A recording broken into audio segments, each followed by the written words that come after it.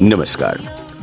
Sardar Patel university સંલગ્ન community radio station radio campus 90.4 FM પરથી હું આરજે મેહુલ.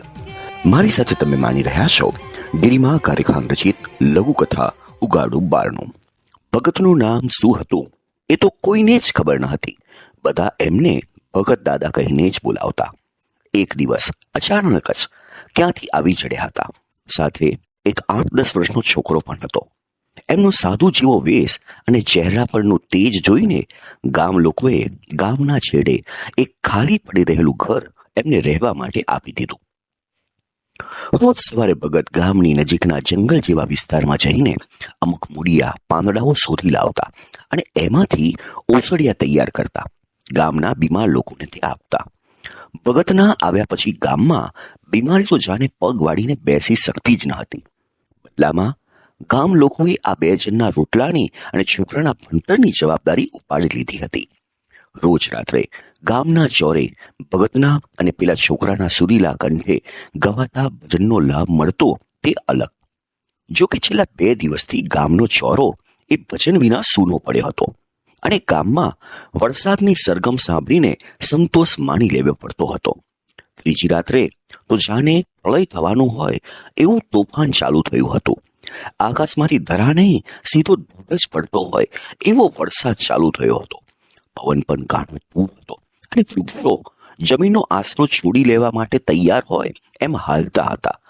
આટલું ઓછું હોય એમ કાન ફાડી નાખે તેવો વાદળનો ગડગડાટ અને દ્રષ્ટિને છીનવી લે એવા વીજળીના ચમકારા પણ ચાલુ હતા. આવા વાતાવરણમાં ભગતને ઊંઘ તો ક્યાંથી આવે? છોકરો પણ આજે ઊંઘી શકતો ન હતો. તોફાન ઘણું વધ્યું હતું એટલે ભગત તેમની જગ્યાએ ઉભા થયા. ઓસરીની લાઈટ ચાલુ કરી અને ઘરનો મુખ્ય દરવાજો ખોલી નાખ્યો. બારણાને અથડાતો પવન, પાણીની વાછટ અને વીજળી રૂપ અગ્નિના 3 મહાભૂત ઘરમાં ઘૂસીને નર્તન કરવા માંડ્યા. છોકરો આશ્ચર્યચકિત હતો. એમને ધ્રુજતા અવાજમાં પૂછ્યું, દાદા, અત્યારે બારણું બંધ રાખવાને બદલે તમે ખોલી કેમ નાખ્યું? છોકરો આંખો બંધ કરીને બેઠેલા ભગત સામે જવાબની અપેક્ષામાં તાકી રહ્યો. થોડી વાર પછી ઊંડી ગુફામાંથી આવતો હોય એવો એમનો અવાજ આવ્યો, અરે ગાંડા, આવા તોફાનમાં જ લોકોને મદદની જરૂર પડતી હોય. કોણ, ક્યારે, કેવી રીતે આવી ચડે એની ખબર કોઈને ક્યાં હોય છે? છોકરાને ખાસ કાંઈ સમજાયું નહીં. એ હવામાં તાકી રહેલા ભગત દાદા સામે જોઈ રહ્યો. ભગતને તો બહાર પડતા જળધોધમાં દેખાતી હતી આવી એક તોફાની રાત્રે એમના ઘરે આવી ચડેલી એક પૂરા ગર્ભવાળી પતિથી તડછોડાયેલી સ્ત્રી, બાળકનો જન્મ અને એમને પ્રેમથી પેલા છોકરાના માથે હાથ ફેરવવા માંડ્યો.